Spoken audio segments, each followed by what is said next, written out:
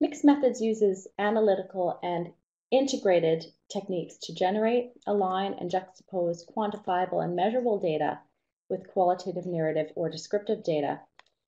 And as mentioned, arts-based creates experience-based data, and these are aesthetic and often immeasurable. So they rely on this dynamic, emergent, and iterative dialogue between arts-based, text-based, intersubjective, and metaphorical data for analysis and synthesis.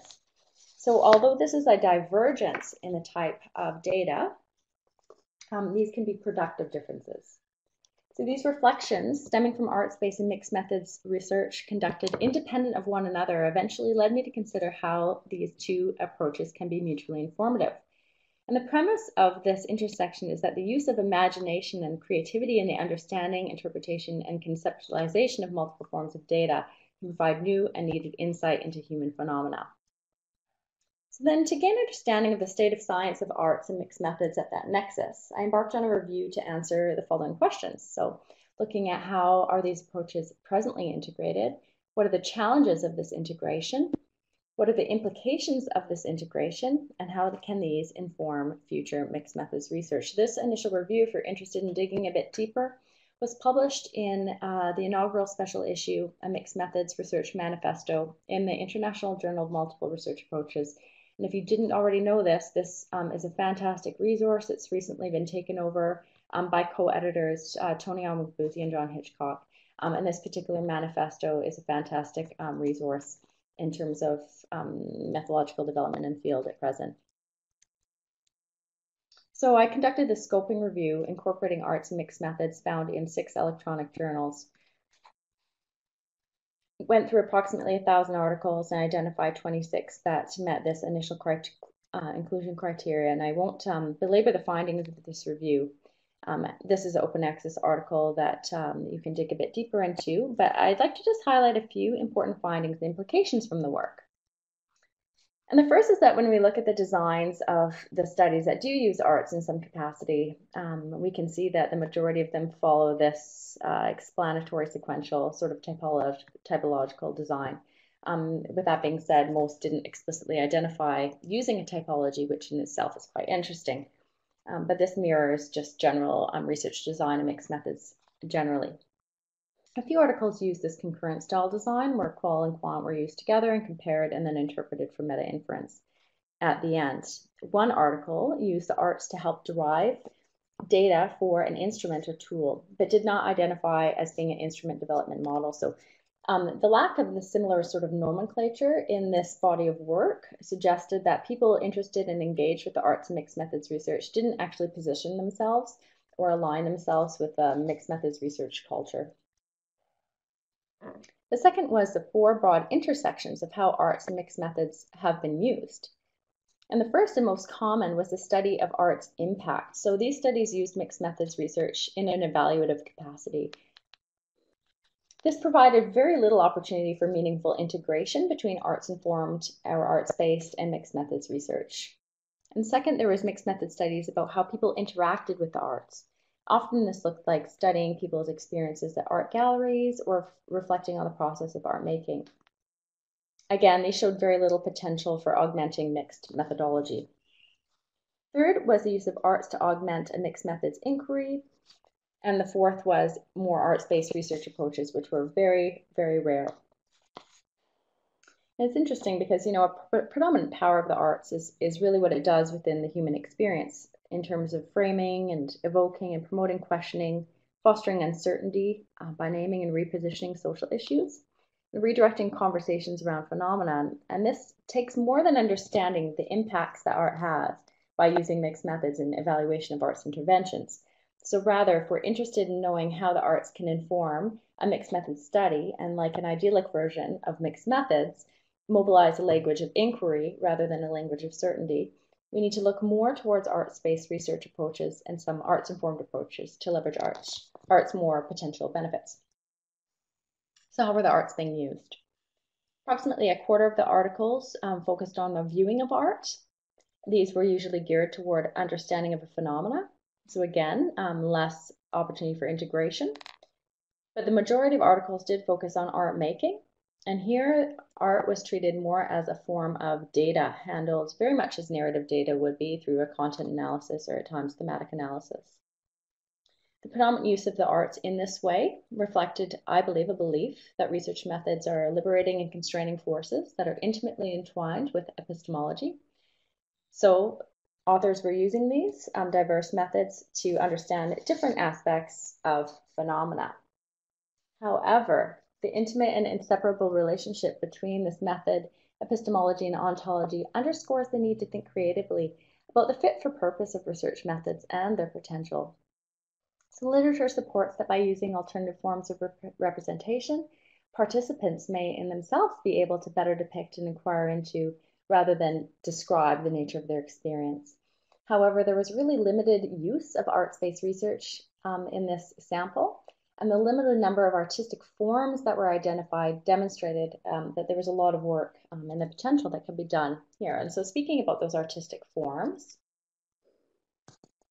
visual arts were the most common artistic form used. This was mainly painting and drawing. Sometimes this was used in combination with writing. Only one study used visual art in the way of sculpture. Another used collage, but generally it was painting and sketching.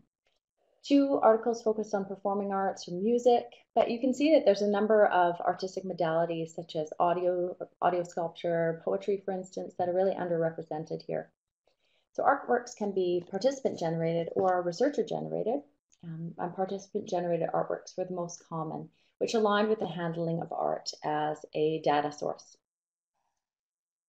Also looked at the justifications for mixing, and I used Green, Carcelli, and Graham's 1989 influential conceptual framework to determine whether and how the arts were reflected in the rationale. And most used this justification of expansion, which is around extending the breadth and range of inquiry by using different methods. But only 2 of the articles identified justifications specific to the mixing of arts and mixed methods. And these focused again on the epistemology. So they were looking at how arts-based techniques offered a complementary method of inquiry and how multiple forms of inquiry enable exploration of new information that wouldn't otherwise be accessible. So very little focus on the latter components. 1 article focused on development and no articles focused on initiation. Because of this, there was ample opportunity to identify more arts-tailored justifications for why you might include arts within a mixed method study. And here, identify the transformative justification, which is seeking to disrupt assumptions and entrench perspectives reenacted and perpetuated by research practices, as well as constructivist decoding, which is to decipher which messages are impacted by dominant influences and research practices, and which of those are absent throughout integration. Now, I think these are needed because current justifications reflect a really utilitarian view of the art, which emphasizes art as a research product that's handled as data and underestimates the power of art as a research process. So what's lost in that is art's transformative and critical capacity. So its ability to subvert dominant narratives and challenge really capitalistic emphasis on art as a production process.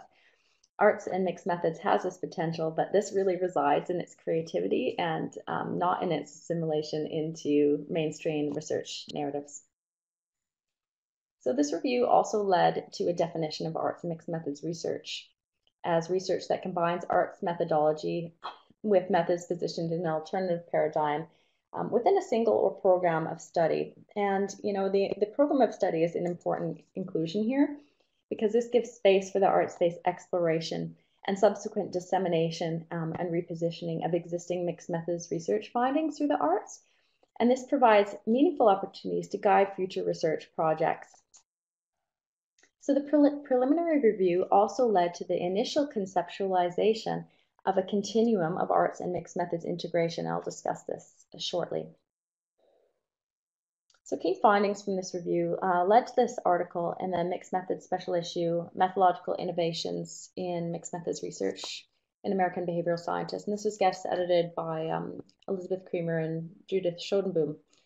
And again, I'd like to acknowledge the important intellectual contributions of my colleague Nancy Gerber here. And here the major contribution of this work was the introduction of the arts and mixed methods integration continuum. And what this is, it just shows opportunities along this continuum for bringing together arts and mixed methods for added value based on the extent of integration enabled through the mixing. So the continuum is non-categorical, so meaning, of course, a study can occupy multiple areas at once, depending on how and when the arts and mixed methods intersect. So the far left is a content relationship between arts and mixed methods. So technically, this doesn't represent integration, but it's a useful application of mixed methods to understand effectiveness of an arts-based strategy, or can refer to studies where mixed methods was used to understand something foundational about the arts, such as how curating an exhibition, for example, can impact the engagement in art. The next category is communicative integration. Here, the art in any form is used to communicate about mixed methods findings through dissemination. Data source integration, more in the middle there, is when arts in any form are used to gather data for a mixed method study, but this often occurs by way of visual elicitation and is often participant generated. Analytical integration involves using the arts in the analysis or as a complementary reflexivity strategy that then repositions one's understanding and can augment analysis. And finally, conceptual integration involves using the art at the level of arts-based research, where arts-based research and mixed methods are positioned as mutually informative, interwoven components of the overall design. So if you're interested in this, in the article, Nancy Gerber and I present 4 case examples of arts and mixed methods based on this integration continuum. I'll provide some examples for you here as well. Of course, examples can be provided in so many different ways. So, we could discuss how visual or performing arts can and have been used in conjunction with mixed methods by way of like a form-based example. We could discuss how arts can be integrated with mixed methods at various stages of the research process, and this is a procedural framing. And if you're interested in this, I would really watch for the forthcoming Routledge Handbook for Advancing Integration Mixed Methods. This is a Tony Onwegbuzi and John Hitchcock publication coming forward, and I'll have a couple chapters in that. And examples can also be provided according to content, mixed methods design, or various other framings. But I've aligned this with the arts mixed methods integration continuum because, of course, I find this cross-cutting and quite useful. So the first is looking at an arts-based dissemination for asthma. And this is a study I was involved in as part of my PhD research. Here is an example of a single domain integration. So looking at communication integration, where the arts are specifically used for dissemination, using visual and narrative to bring research, diverse research on pediatric asthma together. So the arts ebook that was created is the place of integration. So qualitative research conducted with families formed the basis for a narrative, one single narrative that reflected common aspects or themes from these qualitative work, and through which other research, such as those from systematic reviews and intervention trials, was integrated. And then you could see parents could navigate through this, read this narrative, click on an information icon, and we brought up other forms of research to supplement their understanding of childhood asthma self-management. Another example, and this is communication integration as well, this is drawing from diverse systematic reviews around, and mixed method systematic reviews around heart failure with my colleague and heart disease researcher, Professor Alexander Clark. Reflecting on the experiences of persons living with heart disease, living with a diseased heart in their body within an epidemiological research context, and exploring aspects of how these individuals are receiving education and how incomprehensible that can be. So we use screen printing, which is a very repetitive and methodical sort of process. And using this process to explore just the beauty of a healthy heart. And this encouraged reflection on the standardized approach and treatment to persons with heart disease, and how does that fit with the need for individualized education and individualized care.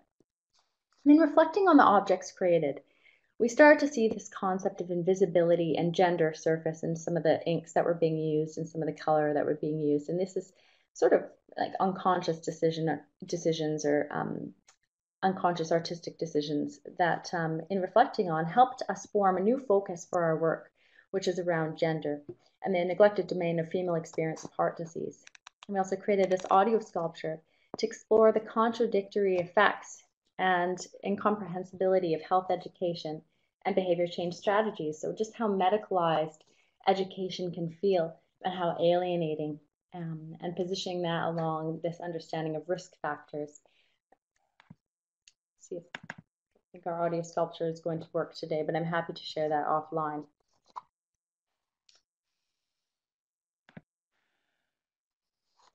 Here's a unique example. This is a project I wasn't involved with. This is Dr. Shannon William and colleagues' work. They used poetry to represent Christian parents' experiences related to child, lesbian, gay identity disclosure, and this is derived from a mixed method study. The intent of the poetry was to convey the essence of experiences related to a child's disclosure of a lesbian gay identity. So she created a number of poems, but this poem was developed as a quatrain, so a poetic stanza of 4 lines, which generally don't rhyme but might rhyme. And so to construct this, the author details a highly systematic approach where she included revisiting the within-case results of her interpretive phenomenological analysis, which was part of the mixed method study. And she reviewed the themes and scrutinized the original manuscripts of the participant disclosure, which she had selected based on the attributes of this transcript, such as poignancy and tensions, and identified a compelling line in the transcript that provided the starting point for the construction of the poem. And she does detail this process within this article that I've listed at the bottom there. So following a formal poetic structure, she developed this poem, which is entitled A Death. A Death. I read the notebook on her bed, with page after graphic page unsaid, and bleeding tears alone I fled while her daddy lay there sleeping. Exposure stole naivety, the truth keeping sustenance at bay, ashamed to tell, too mad to pray, my scarlet letter keeping. Sir Hindsight, that old enemy, his focused lens for me to see, still taunting the futility of a grieving mother's weeping. Now pressed between 2 jagged rocks, up high upon the widow's walk, my boy girl with me while they gawk, my daughter forsaking. This is beautiful work. I'd like to share with you as well an example of a more integrated process of working through the arts in various aspects of a big team project. And this is part of a Transdisciplinary Center for Research Excellence in Frailty and Healthy Aging. And this is what I would consider a fully integrated arts mixed methods approach within a programmatic style of research. So here arts were used at various points through a multi-phase mixed methods program, representing all different types of integration. So you can see these participant-generated images around what frailty means to older people that really augmented the other findings that we had around what frailty really meant and perceptions of frailty, and identified actually new themes. So contrary to what Patricia Levy was talking about, yes, this provided new insights into our data, but this actually provided us with some new data as well. I had an artist in residency created as part of this program who was present at all of these data collection sessions and helped analyze the data individually. And through these group meetings, we were able to triangulate our insights on this work. Insights from this work went on to inform intervention work, selection of screening pathways and whatnot. So that's the programmatic mixed methods aspect. In terms of integration within a performance work, we have Untangling Frailty, which we performed at Scott Theatre at the University of Adelaide in August. And this was actually ended up being an award-winning performance, which is very exciting for us. And this again used the narrative data as the backbone for creating this interdisciplinary performance. But in that performance work, we were able to draw other statistical data from within our CRE research, but also more broadly around the modifiability of frailty and also the environmental impacts of how frailty progresses. And we're also doing some visual artwork. So we've really integrated art at multiple stages throughout this performance. And this is very exciting for us, has spurred obviously more inquiry into what frailty means for individuals. And we've got a forthcoming exhibition to display this work that hopefully will lead and spur further inquiry in this area. So moving on to conclusions and considerations here, historically there's been a tendency to dichotomize art as concerned with emotions and science is concerned with rationality, but this really does create this ontological and epistemological chasm that thwarts integration. So in an effort to move past these distinctions, however, we're cautioned not to subsume and indoctrinate the arts into dominant research ideologies. And so, for instance, some arts-based researchers, like some qualitative researchers before them, even challenge the appropriateness of how rigor or this associated terminology of validity and generalizability is conceptualized and applied to arts-based research. And this might manifest itself in the development of quality criteria over standards, new models of quality and merit, and so forth. And so, the terminological challenges that we have in mixed methods research are likely to be amplified when incorporating a third or arts-based tradition. So when regarding quality, we have to consider what sort of criteria would likely be the most appropriate and likely a bespoke criteria. And of course, it's difficult to achieve agreed upon criteria or standards across these different modalities. So terminology such as validity is really difficult to apply, and researchers are working to develop these criteria for trustworthiness and credibility and authenticity. But at a minimum, there's also aspects very unique to arts-based research, like aesthetic merit and vigor over rigor, but not in place of rigor either.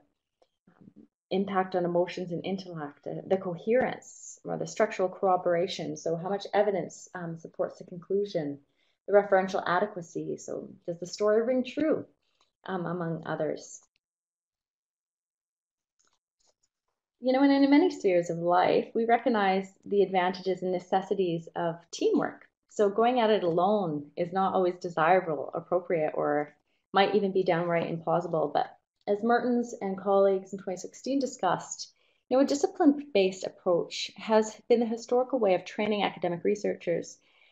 However, a broader transdisciplinary emphasis is required to support researchers to endeavor in methodologically cohesive mixed methods, particularly when complex and diverse traditions like arts-based and mixed methods are merged.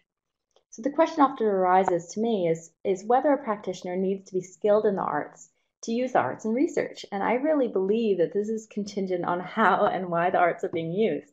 So for instance, effectively communicating about mixed methods through the arts requires that the arts be well executed so that they can be sufficiently evocative. So this suggests that some training would be necessary. In contrast, engaging in an artistic activity to help uncover some entrenched assumptions about an area of research. So using, let's say, the arts and reflexivity, this can be completed by anyone regardless of artistic prowess. So a challenge in arts-based methods is that the field is so cross-cutting. So we know that just getting a grounding across all these areas can be a challenge. And of course, there's a lot of resources that are available, and these are just 1% of the foundational works that might be useful. I would like to draw attention to the specific journals. As a co-editor on this, associate editor on the International Journal of Multiple Research Approaches, and speaking on behalf of co-editors, are very open to receiving innovative methodological mergers. The arts are most definitely included in that. And the International Journal of Qualitative Methods is also very interested in methodological development, not just in qualitative, but in mixed methods research as well.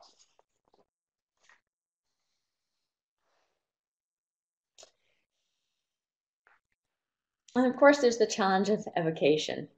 So, the current handlings of the art and mixed methods research in general tend to emphasize, as we've said, the epistemology rather than the ontological potential of the arts. And we see this in the emphasis of using arts as communication, analyze using methods such as content analysis, similar to other non-arts-based or narrative data. This points to other challenges and considerations when using the arts in research, such as the implications of having a utility view of the arts. So what does this do to the nature of the arts in general? What's the symmetry between using the arts as a research method and other forms of data, and which takes priority? Like, who holds the power there? The evocative potential of the arts and how to reconcile the arts as practice and the arts for purpose. So key considerations moving forward is that we see an increased use and interest in this area, but a tendency to still focus on arts informed over arts based. There's this a strong potential for using the arts in concept formation to explore divergence, but there's a lot of progress that could be made in terms of integration and what that means. Opportunities for analysis of visual data that go beyond content analysis. Considerations for how researcher, participant, and artist-generated work could contribute to various justifications, and of course a wider breadth of art forms that could be used. So, making art and making sense. So we're cautioned by Sartre when he stated that the would-be artist, eager to change minds, zealous to make history, forgets to make art. And the making of art is above all else central to the practice of arts-based research.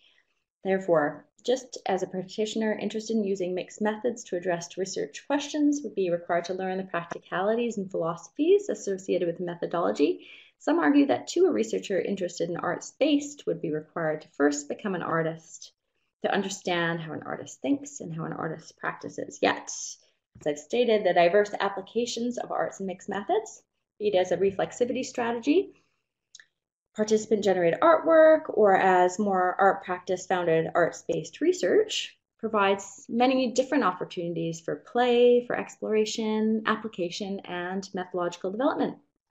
And further, while there are always opportunities for arts integration, the first and foremost, they should be question-driven and fit with the design. And as with all quality mixed methods and research in general, internal congruence and fit for purpose are imperative considerations. And so as such, as I hope today's webinar has demonstrated, I believe there's ample opportunities for making art work along with a mixed method study, but making arts-based mixed methods make sense is imperative.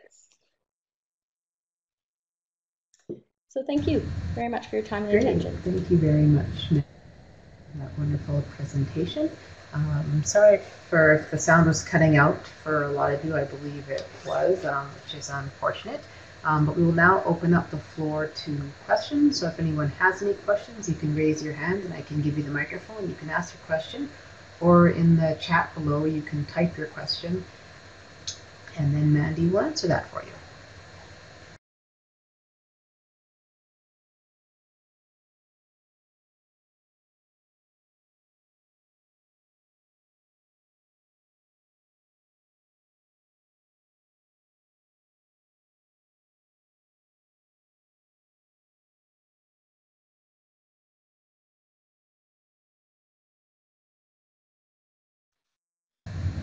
Okay, so while we wait for questions to come in, I would just like to thank everyone for coming. This will be our second last webinar for 2018. So next month we will have our last webinar for 2018, and that will be with Kathleen Collins, and that registration for that, the link will hopefully be up next week.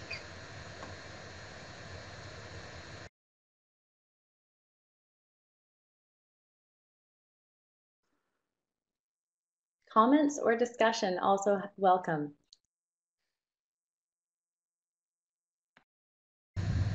Okay, so it looks like we do have a question from Karina Donald. You mentioned arts-based research several times. Can arts-informed research be included in the qualitative component for mixed methods research? Can you hear me again? Okay, perfect. Yeah, I absolutely believe that it can be, and I would say that that is what has been done most often. I think what's interesting about that is that typically we just handle the arts component then as similar or almost identical to the qualitative aspect of the study, which in fact almost negates the unique potential benefit of integrating an arts component within that qualitative aspect of design. So I think if we're using arts in that way as an aspect of the qualitative study, we should still treat it as a unique data form as much as we possibly can, and consider what unique benefit that can provide to us in terms of the understanding and the texture of our data, which oftentimes I think is a bit neglected. Perfect. We have another question from Judy Rose. Can you describe a quantitative component of mixed methods research in the arts, or what it would look like?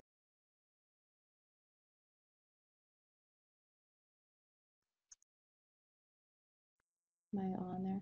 A quantitative component of mixed methods research in the arts. Yeah, sure. You know, thinking back to the integration continuum, I think it depends where along that continuum you are. I think the most common way of integrating the arts and mixed methods that we've seen is taking the findings from, let's say, a meta-inference of quantitative and qualitative research and then communicating that through an arts-based form. And I think that's really great. And there's a lot of potential to do that. I'm particularly curious about further development around, like, let's say that we have, arts generated data. How do we transform that data, and can we transform that beyond, just descriptive statistics? What other sort of modeling might we be able to do with that data? And what violations then have we committed, not only to the arts-based data, but in terms of the statistical nuances, because obviously we would have sampled differently, non-probabilistically sampling for our arts-based sample and so forth. So there's a lot of work that could be done in that space, specifically around data transformation and future modeling, because current handling of the quantitative aspects of the arts-based data sort of stop at the descriptive level.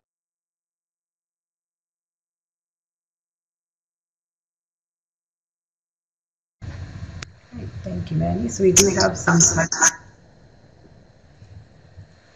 If anyone else has any other questions for Mandy?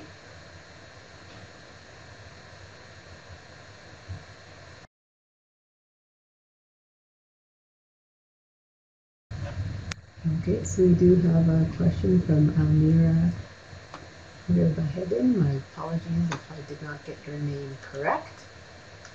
Is there any specific type of qualitative approach that best fits in the mixed method design? The question being, is there a specific type of qualitative methodology that best fits within the mixed methods design? That's an interesting question, because I think that generally what we see is these generic qualitative methods, sort of non-descriptive, maybe a qualitative description that is being integrated. And I don't think it's necessarily a question of best, because most definitely we are seeing now more nuanced methodological intersections. And what comes to mind specifically is this new exploration of phenomenology within mixed methods research. So I really believe that, as with all good research, it's a question-driven aspect. I think there are certain qualitative methodologies that are perhaps easier in a sense to conquer than others as a starting point. So if somebody was using a generic qualitative description, individual interviews, followed up by a quantitative study, or vice versa, in a more explanatory model, research would show us that that is a more accessible design for somebody starting out. Whether that's the best, I don't think there is one best sort of design, but definitely popular and for a particular reason. But with that being said, ethnographic research also tends to incorporate multiple methods over time, and there's been some debate around whether that qualifies as mixed methods research. So there is some tendency to look towards that as well as a particularly fruitful domain for integrating qualitative and quantitative.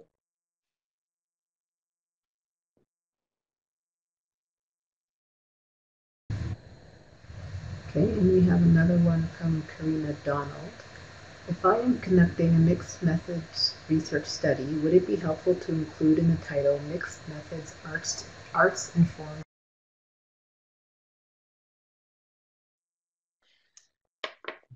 It's an interesting question. What I've seen that I found particularly helpful was when the empirical findings are titled more around the substantive findings, but then if you're using arts-informed component along with your mixed methods research, there, in my opinion, is usually an opportunity to write a methodological article. And then it would definitely be useful to highlight that unique contribution in the title. So for instance, I'm not sure what your substantive area is, but my work in Frailty, I'm just using that as an example, how arts-informed inquiry sheds light on frailty perceptions within a mixed methods program of study. This sort of idea for a methodological paper, I think would be particularly useful. The challenge that we come up against in highlighting the arts informed for a substantive mixed methods study is that paradigmatically, arts informed is often subsumed within the qualitative paradigm. And so some would argue that that is no different than using just mixed methods status quo. And I guess what we're trying to do is push that a little bit further and say, but wait a second, if the argument is arts informed provides a unique way of knowing, then yeah, why not highlight that? So it'd be interesting to see what you come up with there.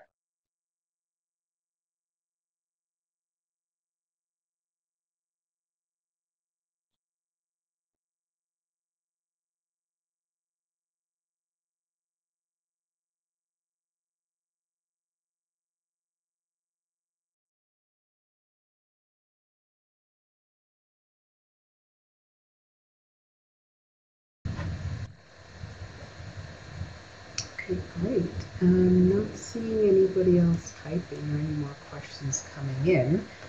So if anyone doesn't have anything, last chance. If not, Mandy's information is up on the screen if you wanted to contact her outside of webinar. As she mentioned, you are free to do so. Just like to mention that these webinars are possible because of your participation and attendance. So thank you all very much for attending, and we hope that you continue to attend in the future. Mandy, did you have any final words? Just echo your sentiments. Appreciate everyone taking time out of your busy day to have this discussion and to engage in some of these ideas that I think are very fruitful and exciting for the future. So I hope to see your arts mixed methods studies coming forward. And yeah, feel free to touch base with me outside of this platform.